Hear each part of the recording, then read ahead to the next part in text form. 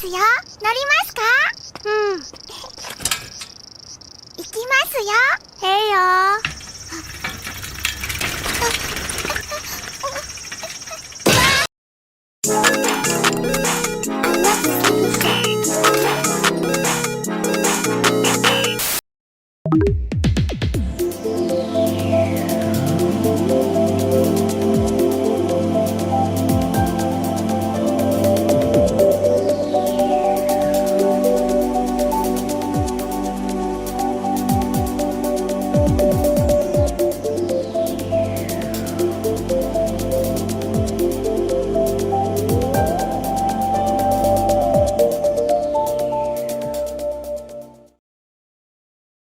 On February 20th, it was announced that KATSEYE's Manon would be going on hiatus, due to reasons of health and well-being, according to Hybe X Geffen.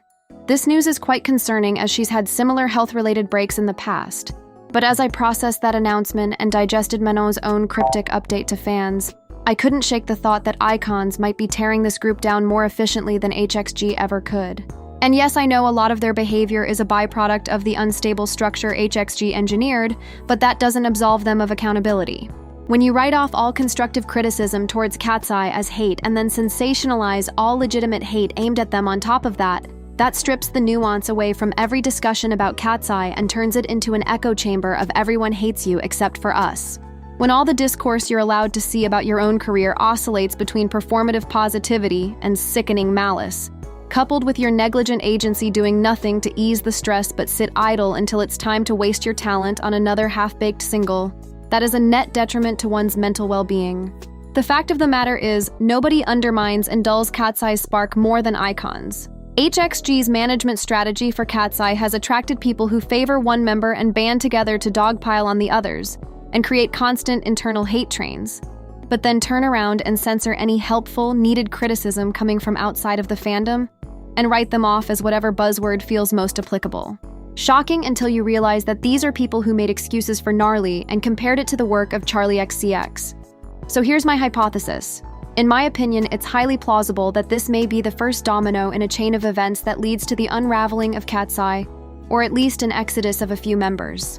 It may not happen immediately, but I highly doubt that KATSEYE will return the same once this thunderstorm passes. And here's why. For starters, we just watched the entire internet switch up on them over the course of a few days. The crucial flaws of this group that many in and outside of the icon community have been discussing since Dream Academy have finally gone mainstream.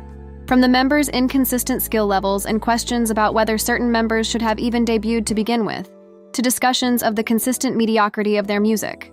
TikTok is finally realizing that everyone who had bad feelings about them prior to the release of Gnarly, including myself, was low-key onto something, even if their delivery was off-putting at the time. And so, the community of people who used to reward them no matter what is dwindling in both size and strength. Nobody is afraid of being slandered by a teenager anymore. People want to discuss the facts. Their fan base turnover rate is increasing, and they aren't acquiring enough new fans or even casual listeners to balance things out and repair their public image. And that's a terrible spot to be in, not just from the perspective of the artists themselves having to bear the trauma of watching the cracks in their career split open before they could be mended, but also for the numerous people behind the scenes whose livelihoods depend on the risks they take on these artists paying off. So let's finally get one thing straight. People are tired of seeing KATSEYE be mismanaged, be made to sing unsatisfactory music, desperately pander with their intersectionality to put a band-aid on their PR issues, and then be rewarded with endless brand deals and even the coveted title of pop princesses. A title that many exuberant female artists of past eras have had to work infinitely harder for, handed to them for what exactly? Tate McRaeing it up and almost catching a Grammy? It's an insult to the intelligence of music consumers, and people are waking up. But sadly, there is a dark side to this mass wake-up call.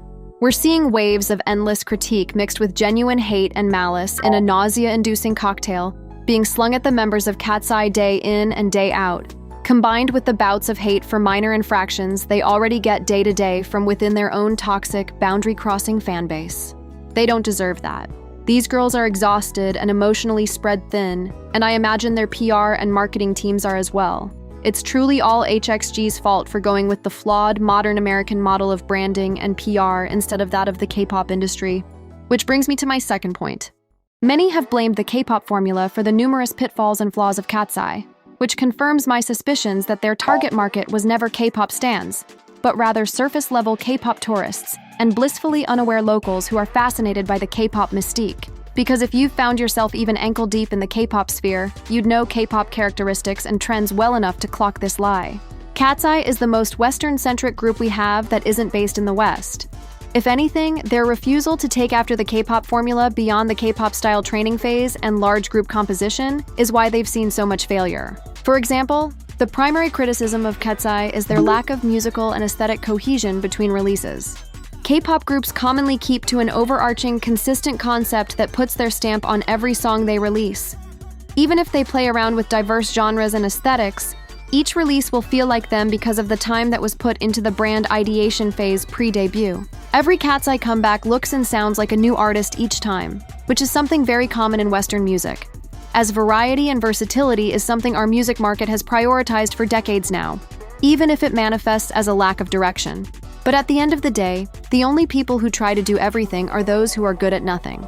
Additionally, many have stated that KATSEYE's styling is very K-pop coded, which just makes me laugh honestly, since their outfits are some of the most American coded I've seen to date. Everything they wear is aesthetically ripped straight from the character creation trends of Western players of Everskies, Roblox, and IMVU. Anyone saying this is K-pop fashion probably thinks K-pop starts with aespa and ends with lesser FM, and is therefore not a reliable source. Face it, none of y'all's issues with KATSEYE can be reasonably attributed to K-pop, but leave it to Western audiences to blame the nearest non-Western cultural framework for their own shortcomings. The call is truly coming from inside the house. Western audiences are truly only comfortable apologizing for mediocrity as long as it comes in a Western package. That's why KATSEYE, as well as other subpar Western acts, can get on stage, miss every note, and still get flowers. But if a K-pop singer misses one beat, they're cyberbullied for a month straight. Let's just admit it, HXG tried to sell Americans K-pop rinsed clean of its Koreanness, aka every trait and standard that makes the K-pop formula work, to use as a quick means of maintaining a platform for their advertisement generators. And now that people have chewed it up and spat it back in their faces in disgust, all they can do is recoil because they have no backup plan. They were banking on the brand friendliness, pretty privilege, and social appeal of KATSEYE combined with Western favoritism to distract from their lack of direction. They wanted to get away with branding models as musicians, and it worked for a while. But now the veil has fallen. HXG has dug a grave for KATSEYE, and now icons are burying them. 1 second, it's internal dogpiles on the members, and then next it's insulting critics, then it's blaming HXG, then it's applauding the members. And then the cycle of parasocial abuse starts over.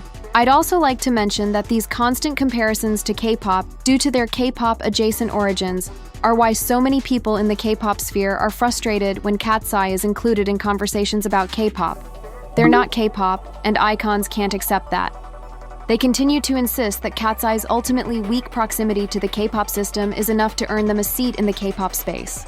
Who cares if they don't sing in Korean? Who cares that they've entirely disregarded the Korean and broader East Asian markets? They like the idea of being able to claim KATSEYE as K-pop because it serves them, so they'll keep labeling them as such. And nobody loves doing this more than Western fans and journalists because of the recent wave of commodified Asian and Asian-coded trends that American mainstream culture have eagerly latched onto.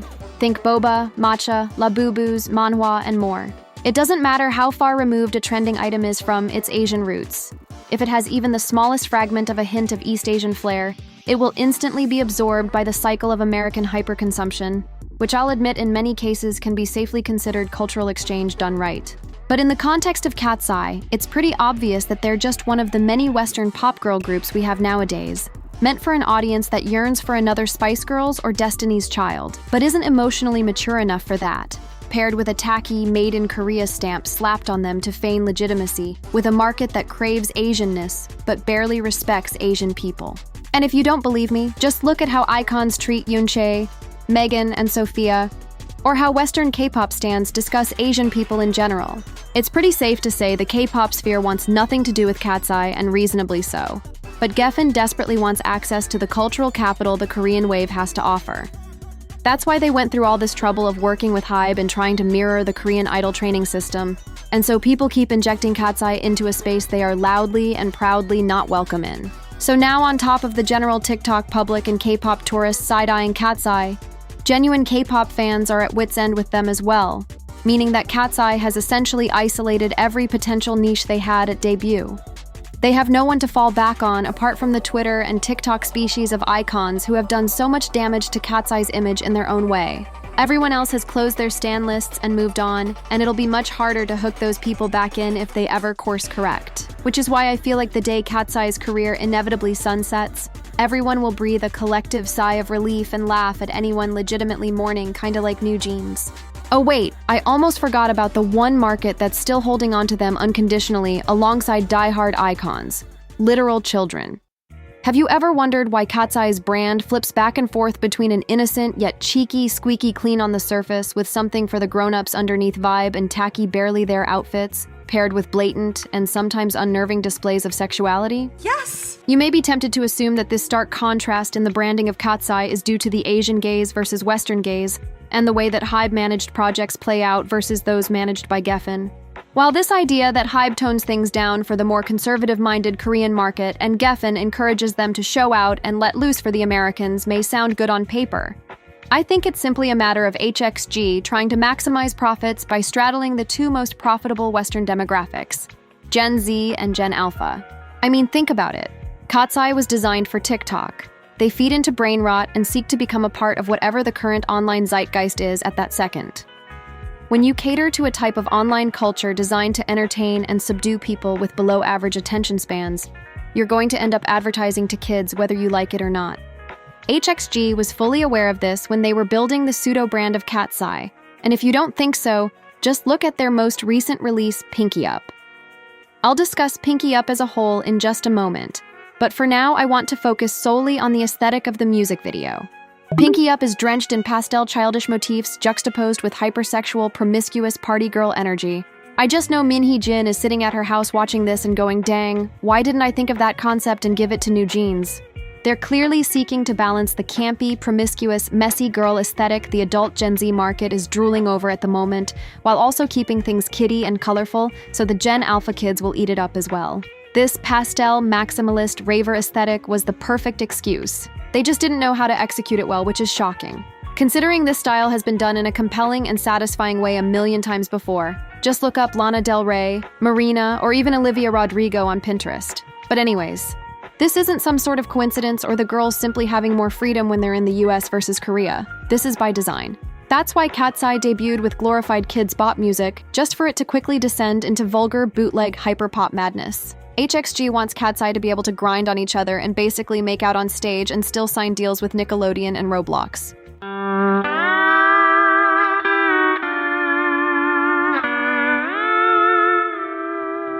When I saw that clip of Lara and Megan from Coachella, I was stunned. These are the girls that were booked for the Kids' Choice Awards, performed in front of a bunch of kids at Lollapalooza, collabed with Roblox, and have Fortnite dances. On a massive global stage, cosplaying tacky male gaze lesbianism thinking it's cute. We gagged, but not in the positive sense. In a funny way, MIA is KATSEYE's Juno, since they always use the end of the song to do something hypersexual with one another to manufacture another viral, controversial moment, in addition to the song's overall touchy and sensual choreography.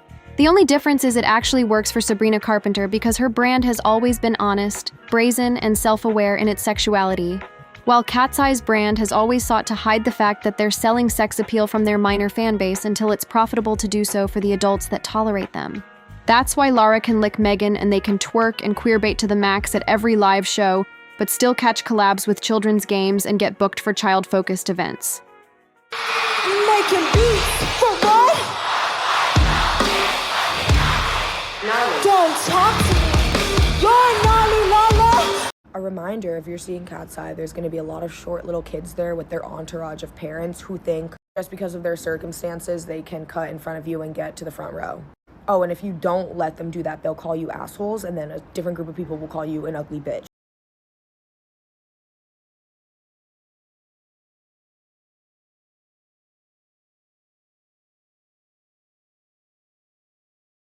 Hello, Pookies. Excuse me? You just excuse you. Boys, she's being no one cares. Stop interrupting. Blah, blah. Anyways, want to introduce ourselves first? Everyone says so. My name is Stacey. I am 19. My name is Maya. I am 19. Sean, 20. Is that name? Name their daughter Coco. By the way, my name is Queen, the real Queen. Keep on dreaming. You ain't the real Queen. At least my parents didn't name me like a dog. What's that? Yeah, at least it can be fixed. Your face can't. This juxtaposition between the explicit and the infantile is something that KATSEYE has always relied on in one way or another, but I think Pinky Up takes it into pearl-clutching territory. Sure, it's normal for mainstream pop stars to offer their content and likenesses to kid-centered content like Fortnite cosmetics, while keeping their adult-focused persona 80 miles away and code-switching between their adult and child audiences like a modern-day Batman.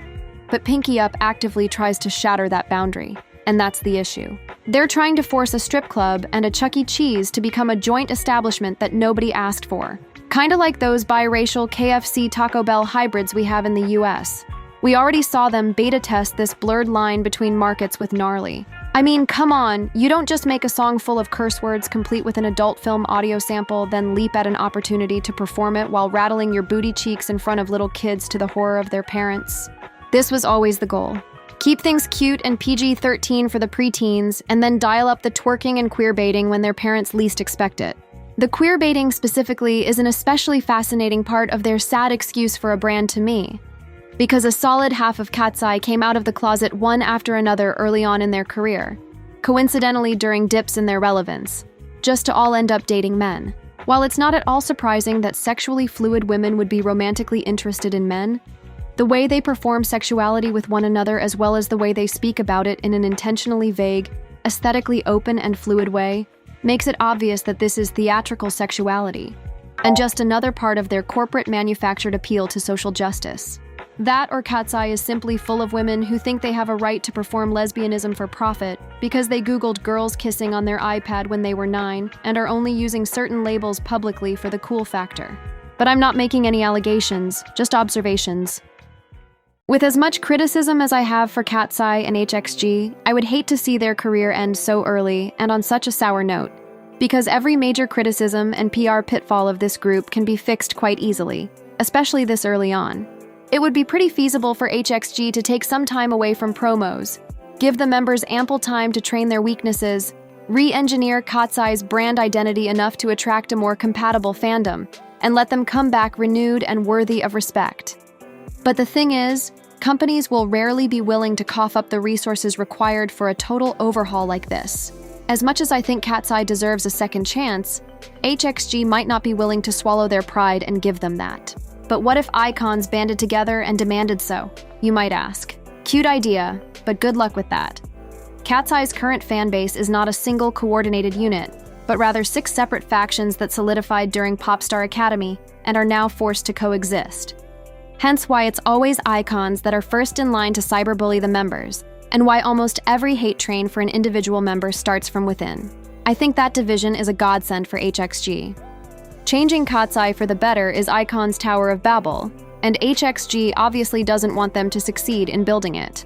icon's pre-existing separatism gives HXG's marketing and PR teams plenty of pressure points to irritate to keep them all on separate pages. Too confused, too enraged, and too distracted to work towards their common goal so that HXG never has to work any harder than they have so far. I can't tell a compelling story where nothing bad happens. Where's the intrigue, the stakes? Not to mention the sex appeal. What are you talking about? KATSEYE is ultimately what happens when a company picks the easiest niche to market to, and everyone else passively consumes alongside them as not to be rude and yuck their yum.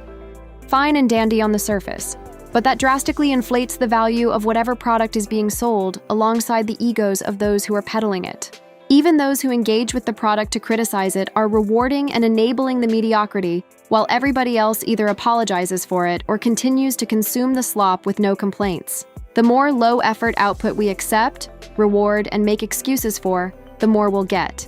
Hybe and Geffen aren't manufacturing hollow replicas of what worked for BTS, Blackpink, and micro-trending Western acts just for the love of the game. They're doing it because they know it'll sell. You've shown them that surface-level Asian-coded branding is more than enough to turn slop, brain rot, and rage bait into the next big thing, their next blank check. You'll call it kitschy, you'll call it camp, and you'll defend it until the cows come home.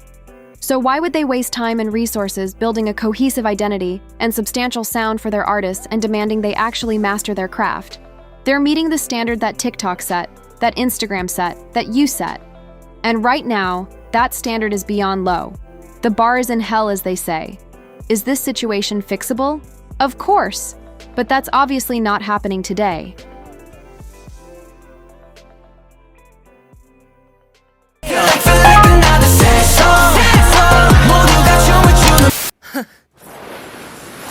Hey, over here. You look really hungry. I don't think you could say that. Wait, look at all this money. Like Cena can't see me, eat zucchini in my bikini, go to Nagasaki, eat some sushi, who's in the studio just like Dashi. Excuse me. Again. So green like Ben 10, Olive Garden cheese, same win. Pop to the front, pop to the cap, pop that back, just like that. Like that! You're under attack.